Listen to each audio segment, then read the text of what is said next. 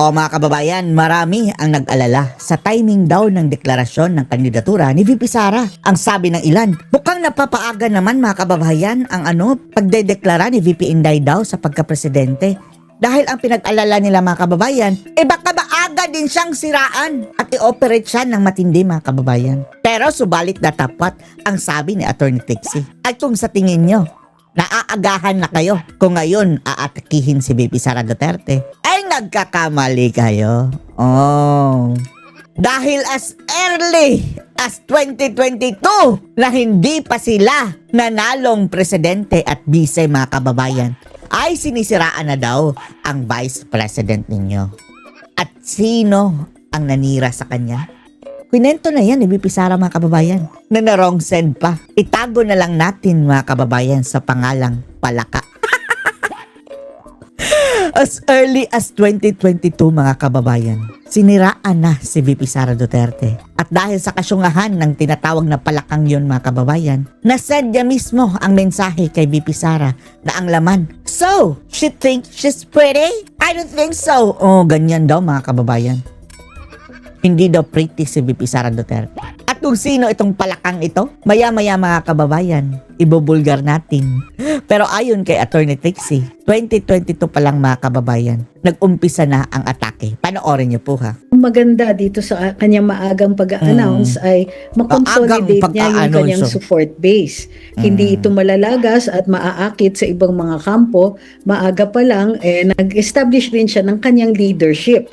Yan nga mga kababayan yaman man lang na inaatake na siya mga kababayan, igamitin na lang niya ito. Maganda itong maaga niyang anunsyo mga kababayan para ngayon pa lang makakapangalap na siya ng mga kakampi. Dahil kung sa huli na siya mga kababayan, baka mga kababayan yung ibang mga nagbabalak sa kanya, maengganyo na ng iba. Ngayon pa lang, nagdedeklara na siya. So, kung totoo yung tinatawag nila o ina-identify nilang DDS, yung mga very totoo yan dedicated na support ni VP Inday among DDS, the electorate, in-establish na niya yung kanyang leadership at makakagather yung kanyang support around her. Mahalaga, lalong-lalo na sa panahon na ito na tuloy-tuloy ang mga tinatawag nating communications operation. Yan ang hindi magawa ng mga kalaban ni VP Sara Duterte mga kababayan. Dahil itong taga-suporta ni VP Inday voluntaryo. Hindi kailangan na mga kababayan na i-briefing mo o ganyan-ganyan. Ito ang mga kumbinsihin mo pa. Hindi. Talagang solido na mga kababayan. Laban sa kanya. At karamihan yan, tahimik lang. Pero makasara na mga kababayan. Na sa salita lamang, may mga lumalabas na akusasyon, sinisiraan siya through means of yung mga fake news na lumalabas online and as well as yung ibang mga state. Pati na yung talagang opisyalis ng gobyerno mga kababayan, si Claire Castro, araw-araw sinisiraan. Government sanctioned pa mga kababayan na government sponsored na paninira kay VP Sara Duterte, Claire Castro. Na inuulit-ulit na nanggagaling sa mga opisyalis, ngunit wala namang katotohanan. Walang katotohanan. So yung kanyang pag-rally ng support base niya at pag-consolidate niya nito, maaga rin na ma-establish yung kanyang force. Kumbaga, siya naman talaga ang the person to beat for 2028. So, ayun, nagkakandara pa na mga kababayan ng mga bangag. Pinipreserve niya yung At ngayon, anong balita? Mukhang si Bangag mga kababayan pupunta ng Naga dahil mukhang makibangag kay Leni Robredo para makiyunitain. Diyos ko Lord, Diyos ko Lord. Advantage. Ang mga, mga gunggong mga kababayan, dating magkalaban ngayon, magkakaisa na. Na ang karamihan dun sa supposedly laki or napakalaki niyang following, sinisiguro lang niya rin na magagamit niya ito to further protect herself all the way to 2028. Opo, dito naman po kasi parang sa kasalukuyan meron ng 4 na impeachment complaint laban sa pangalawang pangulo. Sakaling umusad humabol sa abante po ito or baka doon pa lang sa komite, baka may nakikita mo ba kayong mga pagbabago at sakaling umusad ito after ng komite sa plenaryo, alam natin numbers game ito. Ngayon na nagpahayag ang pangalawang pangulo, meron bang epekto ito sa kaisipan at sa desisyon ng mga kongresista po na boboto rito? Tingin ko meron. Kasi pag maaga siya nagdeklara, ang maraming nagsasabi kasi na kaya siya nagdeklara ay para dahil nga na worried siya about the impeachment at maikakast niya ito, pamumukha niyang politika lang. Hindi. Dahil alam na yan mga kababayan ng tao na talagang pamumulitika lang ito. Ang purpose niya mga kababayan, dito sa pamumulitika, saan kayo kakampi? Sa akin o hindi? Nilagyan na ng boundary mga kababayan. Laban o bawi. Parang ganyan. Ang itong impeachment. But for me, if that is the strategy, medyo late na yan. Itong pag-declare niya ng kanyang leadership, dino-draw out niya yung support niya. Pag naging halos face-to-face na, maihaharap yung katotohanan doon sa mga kongresista o mga representante na boboto dito sa initial stage ng impeachment, baka sakaling ma-realize nila na hindi lang po rumor yung kanyang pagiging person to beat in 2028. Backed up ito by an enormous support. Kumbaga, dinadraw out ni VP Inday itong support niya at ito ang haharap sa mga kongresistas. Di ba mga kababayan, kating-kati sila na malaman na tatakbo ka ba, Inday? Tatakbo ka ba? Ngayong sinagot mga kababayan, parang, bakit ka tatakbo? Bakit ang aga mong nagdeklara? Tapos, panay tanong. Seeing this kind of support, nakaka-demoralize naman sa kanila talaga on their part. Kung maaalala nyo, last year, lumabas yung listahan ng mga kongresista na bumoto for impeachment. Hindi pa po nawawala yung listahan na yan, naaalala pa ang mga pangalan nila. At antabayanan din ang mga pangalan ng mga gustong magpa-impeach kay VP Inday. And mayroong consequences ito for 2028. Mayroong consequences. Doon sa maagang pagdedikma, maituturing ba itong maaga din? And if ever man na maituturing din na maaga, hindi rin ba mas mahaba-haba yung possible na pagdadaanan niya ng mga paninira? Kasi alam na. Bakit? May magbabago ba? Matagal lang nag-umpisa ang paninira. Legit na ito'y tatakbo. So, mahaba-habang panahon yan. Or, nakita na natin dito sa mga nakalipas na mga taon na pinukpok na siya lahat na ng mga akusasyon. Kung may ipupukpok pa ba sa kanya sa natitirang 2 taon mahigit ng kasalukuyang administrasyon. Sa totoo lang, Admar, kampanya pa lang ng 2020. Eto na ang sinasabi natin mga kababayan. As early as kampanya ng 2022, sinisiraan na siya. Hindi po tinitira na siya. Hindi ano nga ba yun? halata. At hindi lang lumabas. Hindi lang ano nila mga kababayan. Hindi lang nila binulgar yun. Nabuking May pangit mga kababayan na umepal.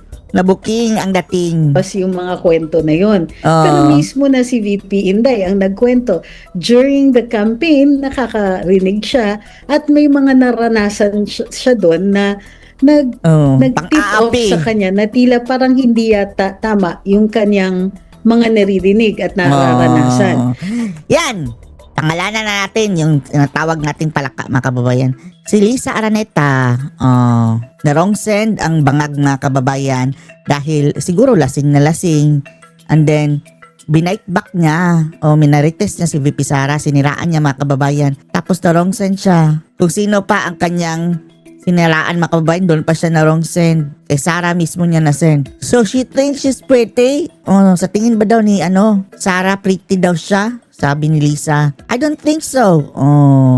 Ang palaka mga kababayan, Diyos ko Lord. Doon na nakatiktik si Sara na iba ang taras ng nito mga kababayan, itong penguin na to. Noong 2023 medyo halata na masyado yung kanyang yung pagtira sa kanya dahil nung humarap siya sa Kongreso para sa kanyang budget, nakarinig na siya ng yung Makabayan Black mga kababayan na mayagpag na. Pagbabatikos sa isang budget na ginarantiya sa kanya ng no less than the president.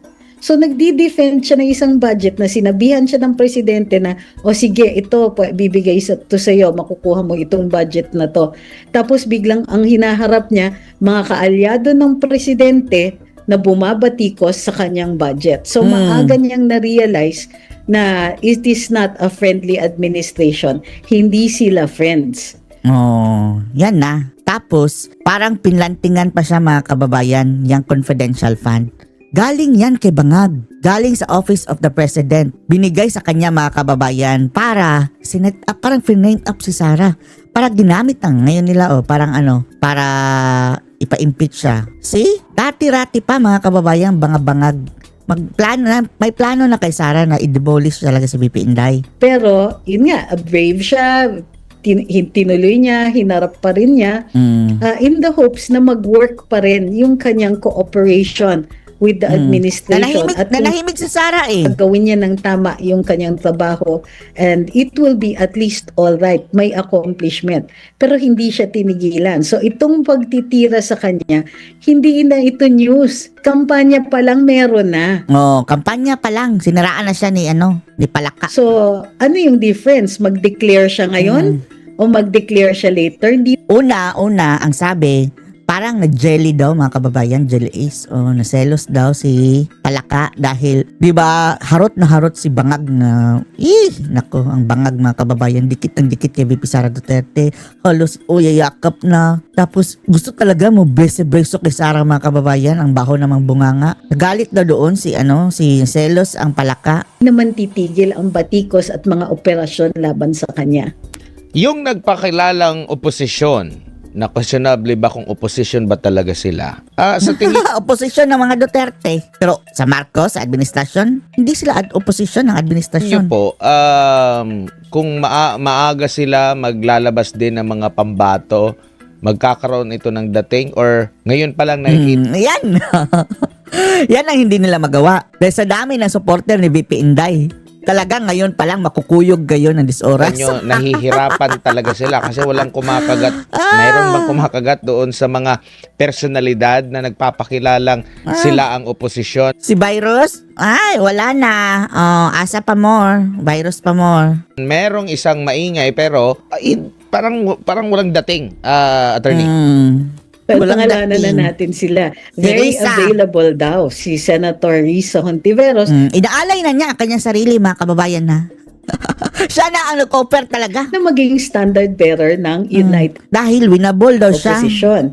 To this, ang sinasabi natin, ma'am, di naman po kayo united at di po kayo opposition.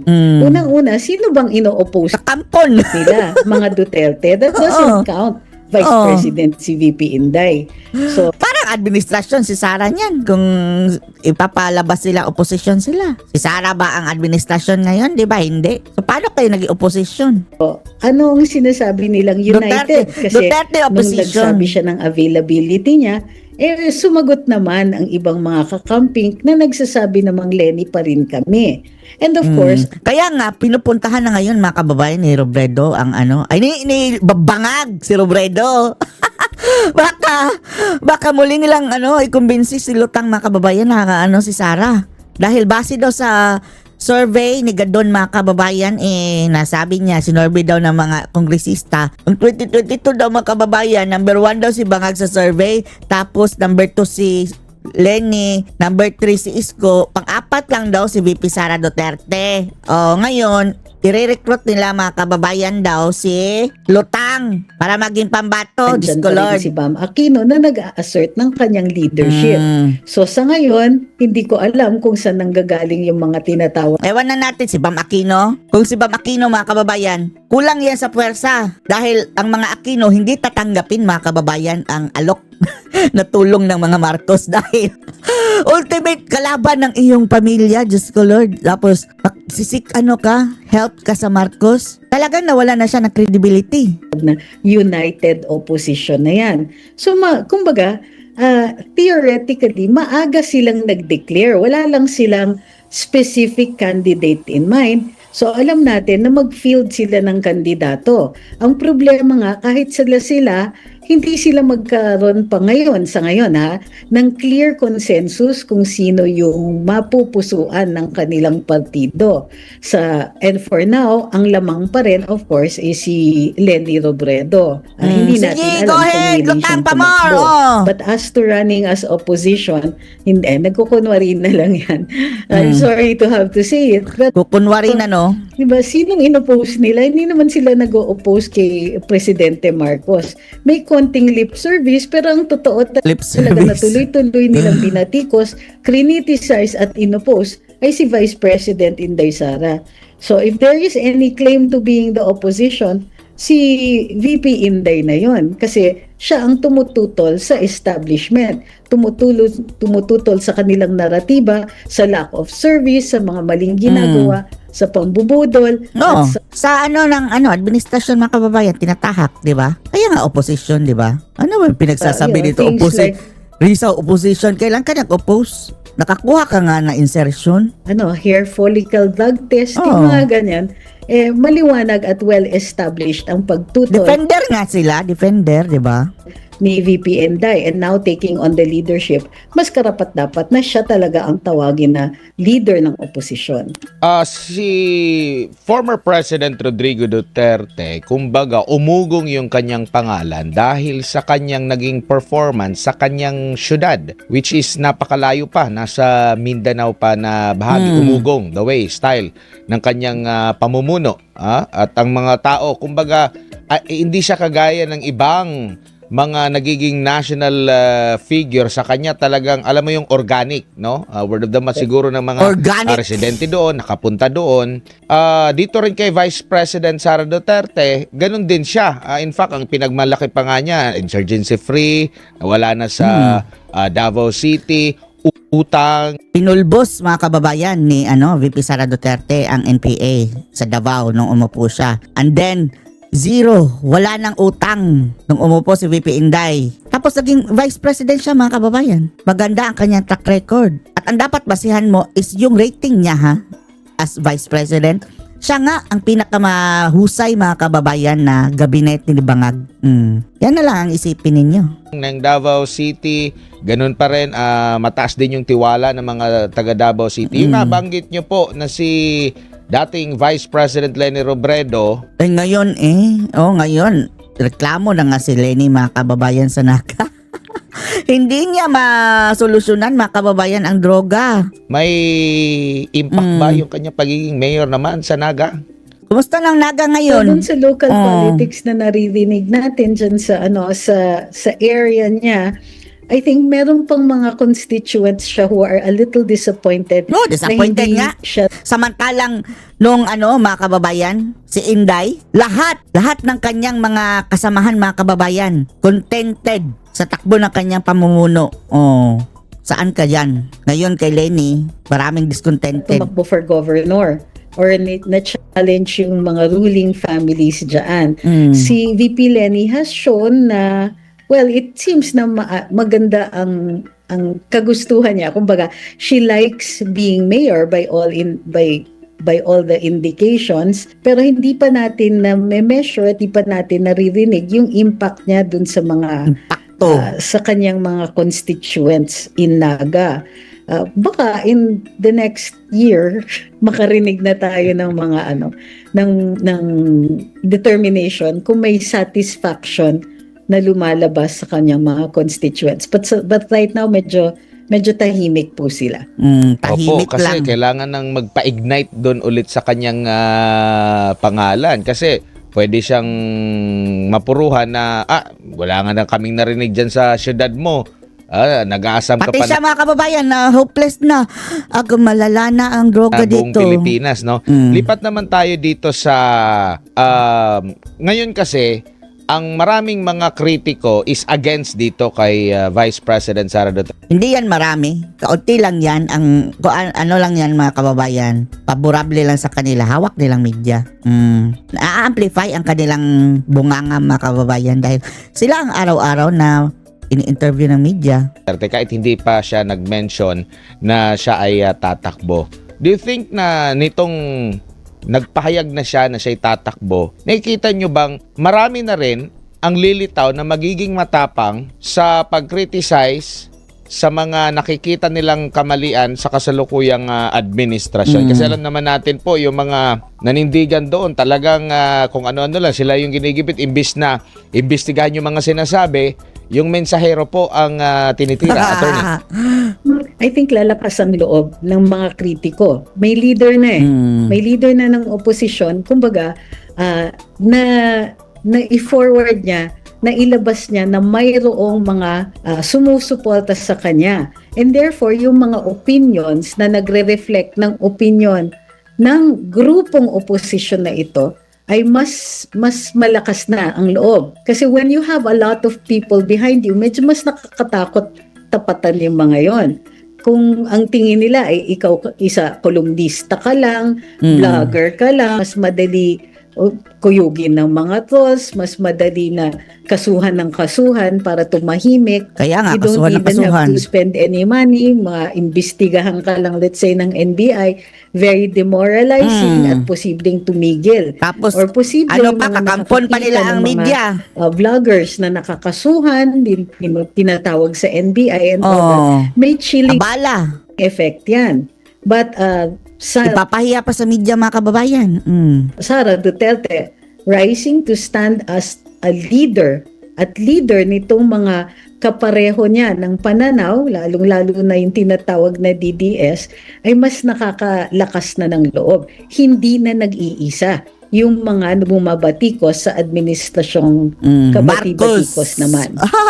Kabati-batikos. Attorney, magandang gabi, si Almar po ito. Bilang isang lawyer po, attorney, dito po sa impeachment ni VP Sara, meron bang sapat na basihan o legal na basihan yung impeachment complaint laban kay VP Sara o ito'y pilit lang na binubuo para magmukha na may kaso? Very Obvious unique yung position kasi ng Vice President. Hindi specific sa saligang batas na may immunity siya. Pero ang maliwanag ay siya ay impeachable official. So, ang weird dito is that she can be impeached pero dahil wala siyang immunity ay maaari din siyang filean ng kaso. Ano pa yan subject pa yan sa question sa Supreme Court. In all of this, lahat ng mga paratang sa kanya ay karapat-dapat for a filing of a case. Kasi instead of an impeachment, para sa akin, kasi unang-una, she can answer it, mas efficient kapag doon sa hukuman idinulog ang mga ganitong klaseng kaso. Ang impeachment kasi largely political yan. So, ang evidentiary requirement doon sa impeachment will be whatever the senator say. Whereas doon kung sakali sa ombudsman, it will be according to legal standards. Having said that, itong pag-i-impeach sa kanya, maliwanag na yan ang pinipili nilang pamamaraan for accountability dahil nag-bank sila or inaasa. Accountability for what? If you look at the charges, mga kababayan, talagang pilit na pilit. Ikumpara mo sa ginagawa ng Bangag administration ngayon. Sila nga ang dapat ipa-impeach at hinga ng accountability, mga kababayan. Ano ba naman yung charges laban kay Sara? Lord, that is as good as nothing, mga kababayan. Ang outcome na magkakaroon ng disqualification. Sa totoo lang. Kasi kung mahina yung mga criminal cases, walang maidudulot na penalty. At sa tingin ko, lahat ng possible criminal cases, kaya hindi nila masyadong pinupursue sa hukuman, ay dahil mahihina ito. Pero ang mahina na kaso, pwedeng dalhin sa impeachment dahil ito ay largely political na proseso at makukuha sa pakikuusap ng mga kasamahan or mga colleagues doon pwede rin both sa House at saka sa Senado. So, yun ang nakikita ko is that they're doing this primarily for political purposes. Talaga, mas political madali purposes kasi, na. but not really for accountability. Attorney, tama bang yung pagkakaintindi ko? Correct me if I'm wrong. Hindi grounds for impeachment yung mga allegation laban kay VP Sara dahil wala pang penal na findings mula sa COA or sa korte. Sa COA. Sa COA definitely kasi yung sinasabi Kaso lang ang nila ngayon, mga kababayan sinasabi nilang malakas silang ebidensya. Ayun daw pagbabanta daw ni Sara. Diyos ko Lord. Sila lang kasi ang magde-decide niyan, mga kababayan. So anything pwede nilang gawing rason. tungkol sa confidential funds, wala pa po yung findings ng COA. Nung nagkaroon ng observation at sinabihan sila na baka kulang, hindi ko sure dun sa mga observations it's possible na kulang yung justifications or kulang yung mga resibo, kaya mayroong disallowances, maaaring i-overturn yung finding of disallowance kung magpapakita ng resibo. So nagsumiti naman ang OVP at saka ang DepEd ng mga patunay ng kanyang paggastos nito, so that should be sufficient. Pero dahil hindi pa nagsasalita ang COA kasi is ay magiging, kumbaga dapat wala pang kaso. Kasi ang COA talaga ang magdedetermine kung maayos yung liquidation at tama yung pagkakagastos ng pera.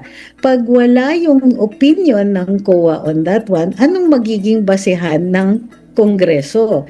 Lalong-lalo na sole, iisa lang ang may jurisdiction na magsabi ng kung tama o mali o naaayon sa batas at sa mga regulasyon ang paggastos ng pera na in-entrust doon sa ahensya nila. So, definitely on the COA opinion, wala pa. Hindi pa talaga yan pwede. Yung criminal cases naman, like I said, mas mahalaga para sa akin na dapat sa hukuman nila idinulog.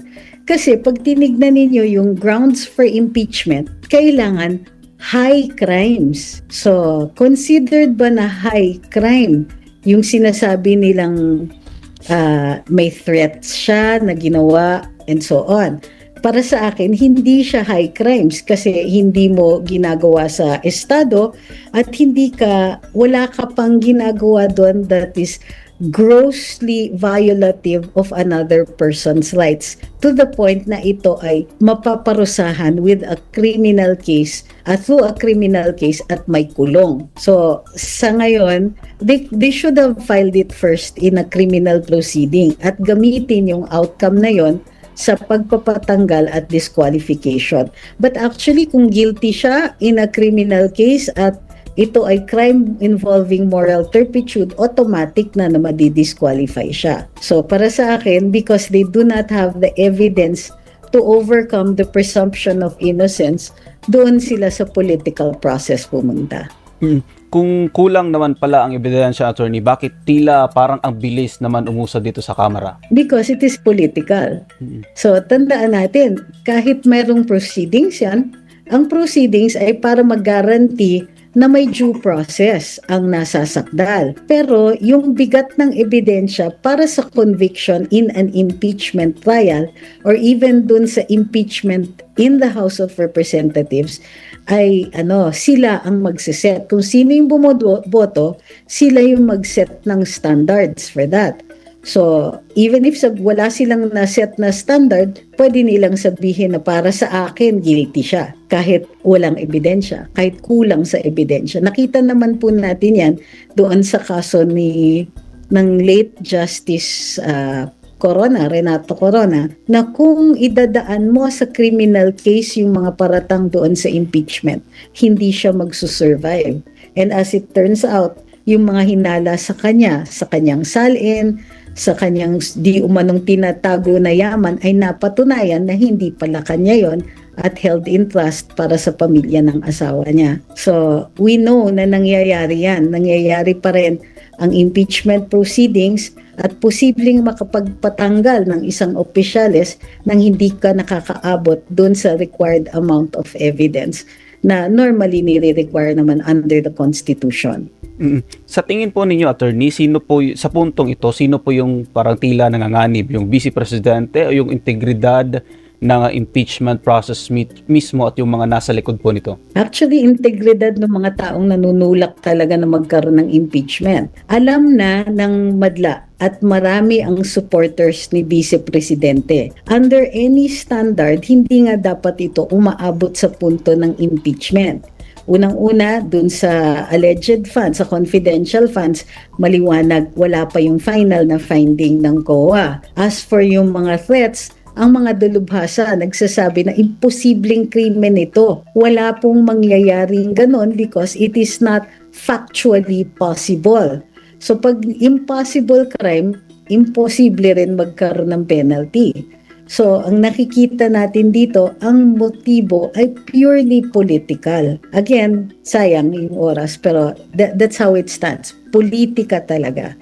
Attorney, nabanggit niyo po kanina na dahil sa deklarasyon ni VP Sara na tatakbo siyang Pangulo sa darating na 2028, napapaisip na ngayon yung mga politiko sa kanilang magiging desisyon nga dito sa impeachment complaint laban kaya VP Sara.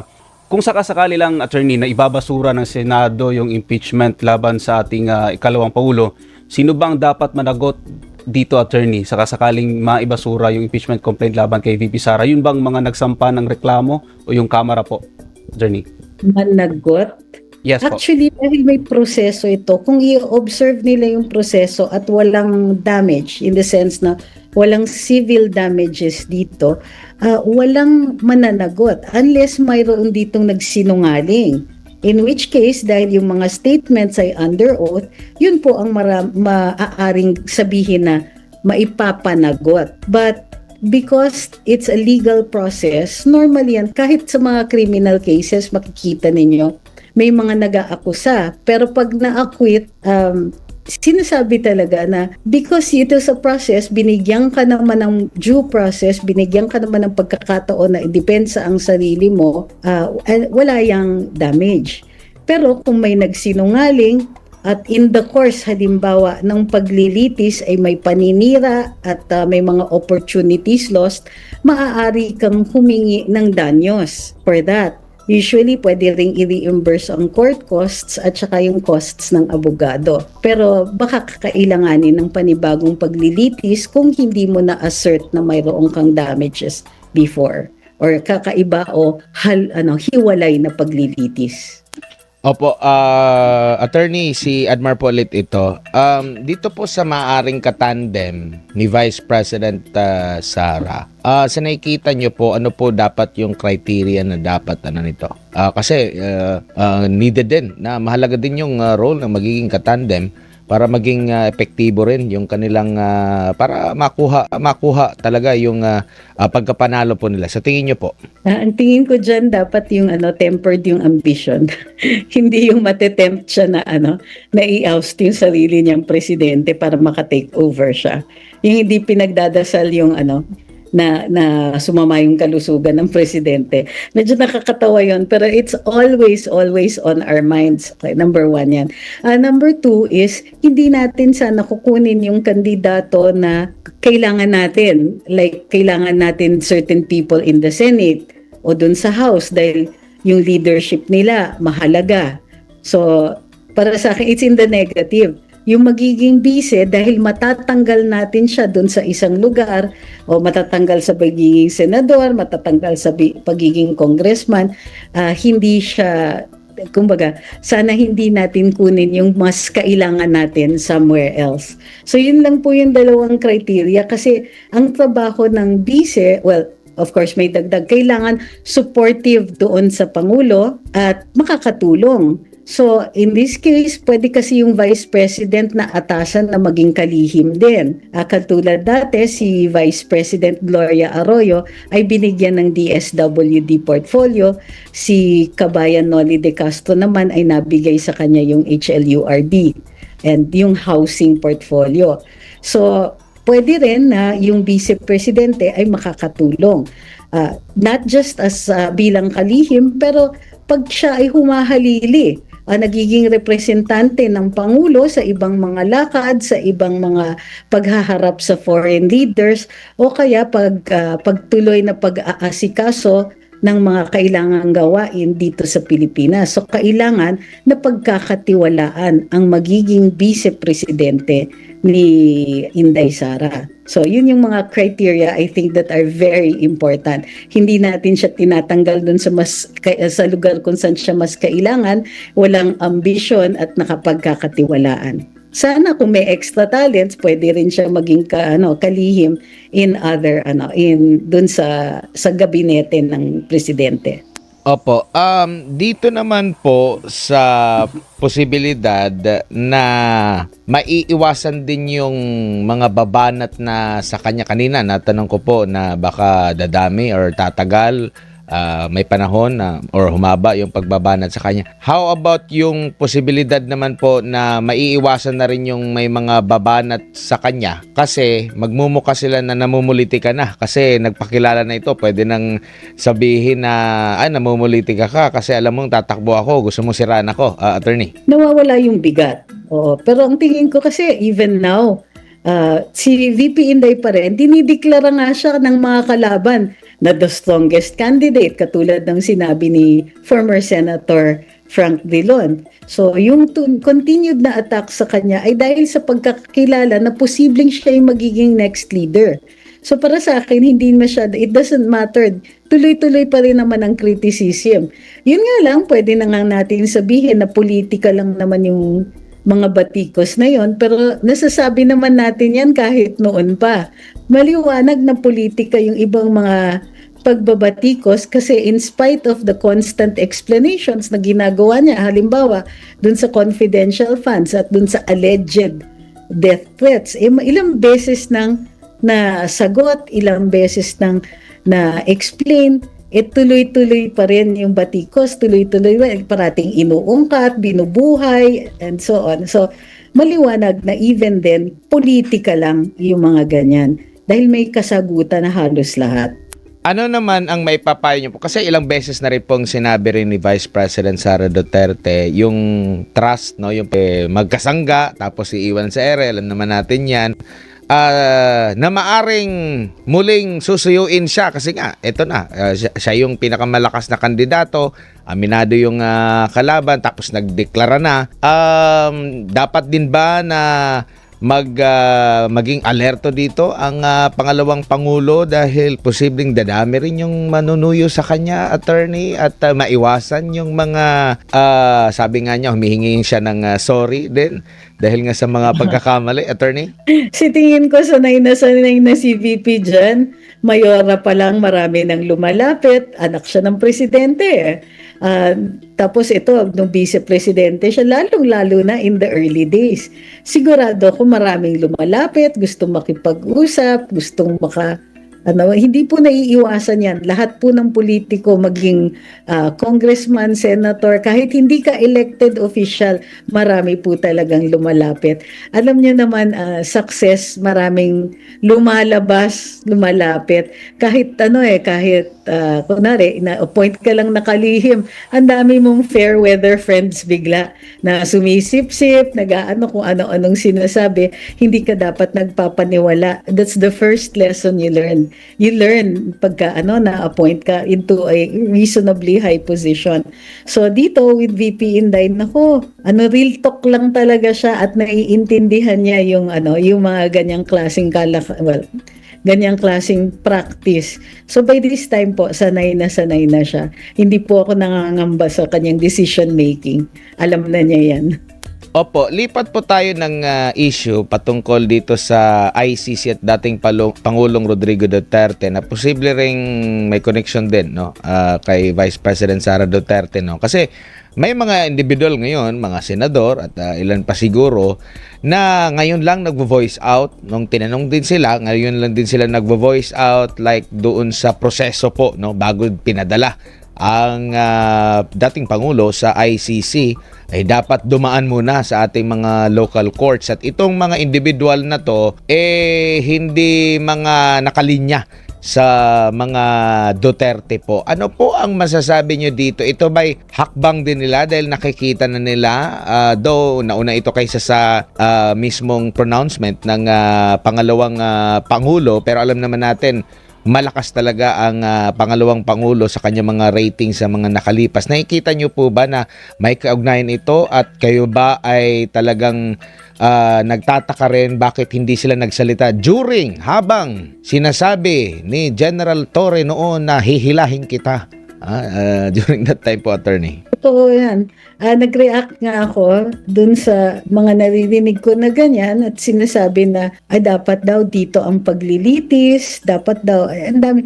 Nung time na kinuha si former President Rodrigo Duterte, ang mga kinukote nila ay yung mga batas na nagsasabing, pwede naman yan, pwede yan paalisin, may section 17, may section ganyan. Tama yun, tama yung pagkakuha, tama yung pagpadala sa kanya sa Hague. Sa akin, tumataginting ang katahimikan na yon. Hindi sila nagsalita nung pinadala nga si PRD sa Hague. Ngayon may mga oo, dapat dito yan kayo. Bakit pag si PRD ganyan? Bakit ang sinasabi ninyo or tahimik lang kayo nung si PRD ang kinuha? Nasaan yung dapat dito ang yung mga nagsasalita ng ganyan ay mga senador. So, because it is a collegial body, kailangan nilang magsabi na pag senador, gayon pa man, irerespeto namin ang ICC, ang jurisdiction yan. Walang ganun. Pag sinabi mong dito yung paglilitis, hindi mo muna i-respetuhin o hindi mo muna susundan yung arrest warrant na yon. I-delay mo yan dahil paiiral mo yung soberanya ng bansa.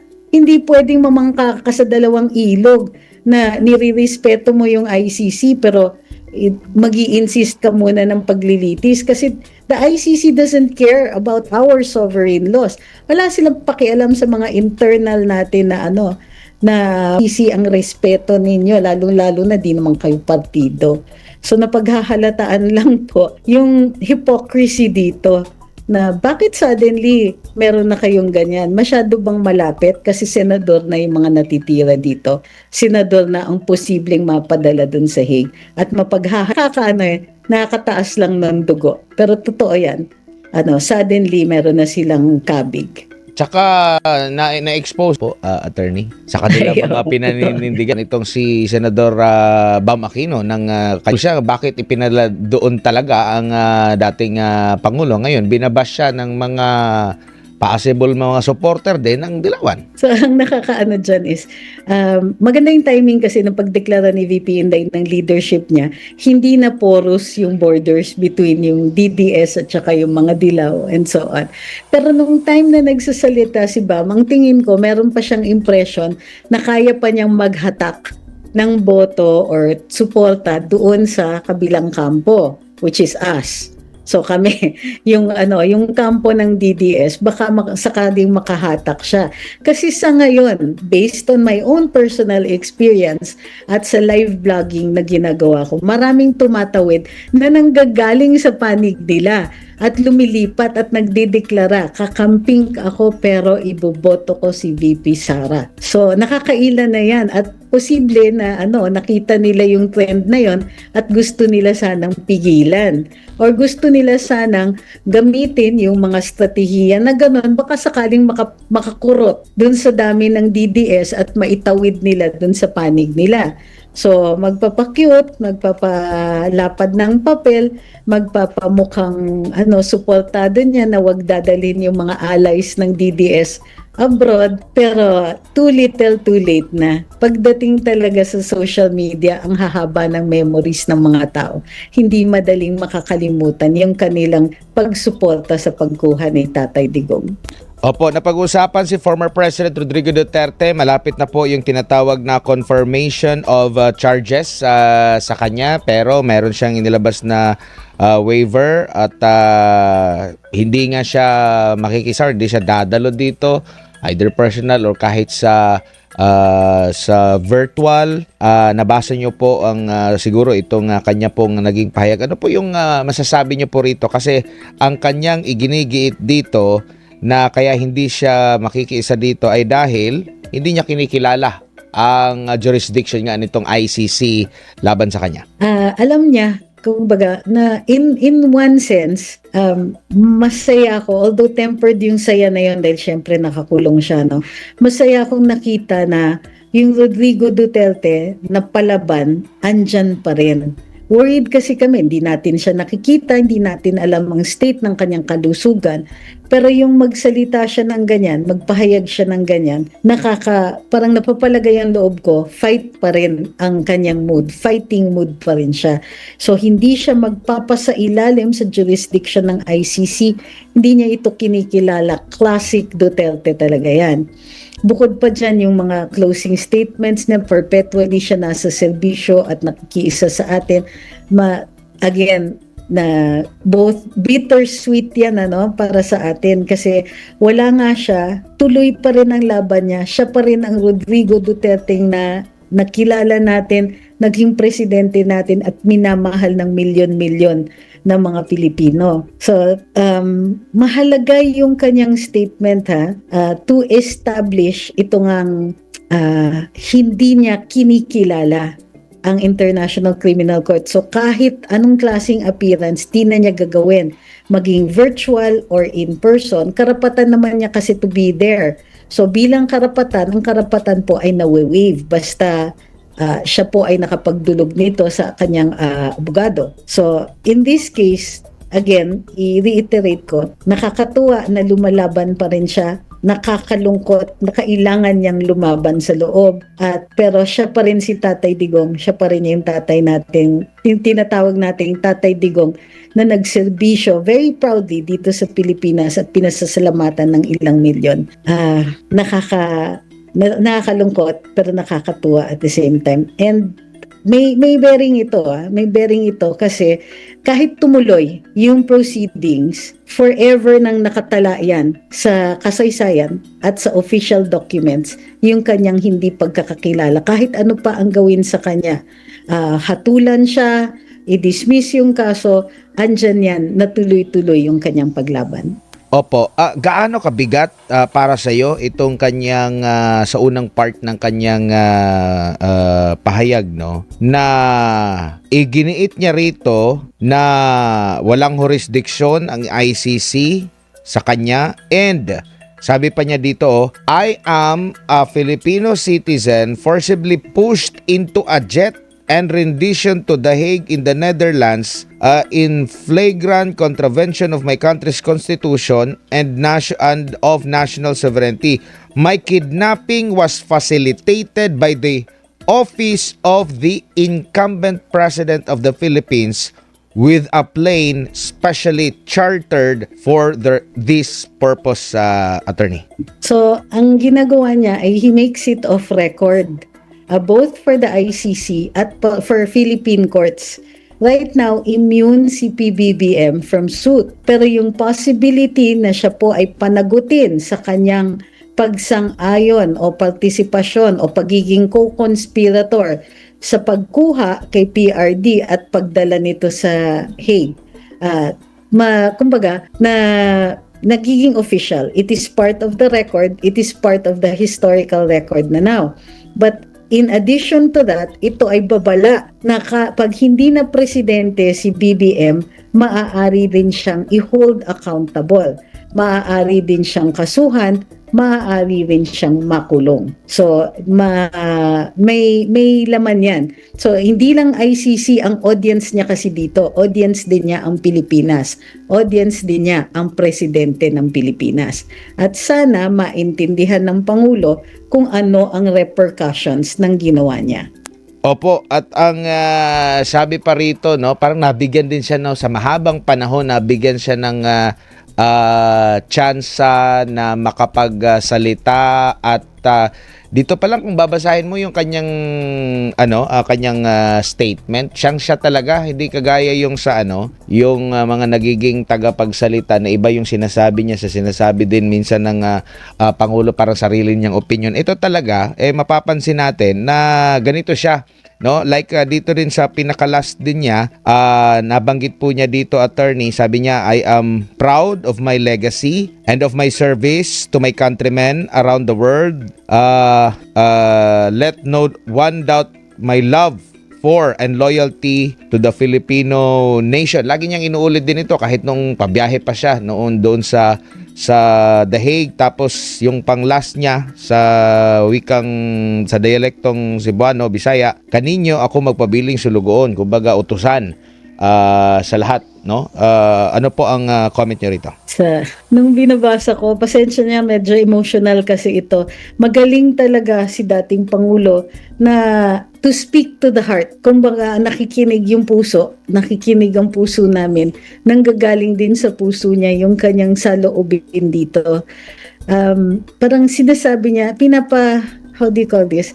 Ayaw niya kasi na ilang beses niyang pinasabi yan kina VP, kina Kong Pulong, na wag kaming mag-aaksaya, wag tayong mag-aaksaya ng ating resources na umaasa sa kanya in the hopes na makikita siya and all that. Yung mga ayaw niya kasing sinasagabal. But he remains, pero ang tingin niya sa sarili niya ever since, bilang isang public official, bilang opisyal ng gobyernong Pilipinas, siya ay tagalingkod, siya ay naglilingkod. Ang existence niya ay dinedicate niya sa serbisyo ng mamamayang Pilipino at pinapaalala lang niya yan sa atin. Wala siya sa ating piling pero ramdam na ramdam. Para tong alam niyo yon, dahil matagal na natin siyang hindi naririnig, hindi nakikita, hindi ito parang umabot parang nag-reach out siya galing sa loob ng kanyang selda at naantig pa rin niya ang damdamin natin, naparamdam niya. Kumbaga, hindi nawawala si Tatay Digong, andyan pa rin siya, ang puso niya nasa atin. So, yun yung yun yung very emotional takeaway ko sa kanyang linyam. Opo, ma'am, siguro bilang panghuli na lang sa mga naging ganap ngayon dito na pag-uusapan natin yung naging pahayag ni Vice President Sara Duterte, and at the same time itong very emotional na pahayag din ng dating Pangulo. Ano na lang po ang inyo pong mensahe sa sambayan ng Pilipino sa mga pangyayari ngayon? May consequences lahat. Magbigay ka ng serbisyong totoo, magbigay ka ng maayos na serbisyo, bumabalik sa iyo pagmamahal at pag-angat ng estado ng Pilipinas. Kapag pinabayaan mo, kapag ikaw ay nambudol, pag walang serbisyong lumalabas, bagkus ay nakikita ang pagnanakaw, kaliwat kanan o ang kahinaan ng liderato, may consequences din po yon. Ito yung masasabi ko lang, wala pong exempt from the law on consequences. Kung kaya makikita ninyo, kitang-kita ang ebidensya kung sino yung minamahal at kung sino yung gustong mawala na sa serbisyo. Mabait ako today. So, yun lang po ang mensahe natin. These are all natural consequences. Yung pagmamahal, consequence yan. Batikusin man ang mga loyal, batikusin man ang following o ang mga gustong bumoto kay VP Inday Sara, batikusin man ang pag-alala at devotion kay PRD, ito po ay consequence. Ito po ay resulta. May nakita, may naramdaman. May benepisyo sa kanilang serbisyo. Pero doon sa mga walang dinulot na serbisyo, doon sa mga nagnakaw, may consequence din yon. At buti sana kung selda lang yan. Ang mahirap ay ikamuhian ka ng kasaysayan. So, alaala lang sa darating na halalan sa 2028. Nag-umpisa na po ang kampanya sa deklarasyon ni VP Inday ngayon. Attorney, maraming salamat sa inyong oras at panahon. Sa ulitin po, ingat po kayo. Maraming salamat. Si Attorney Trixie Cruz Angeles.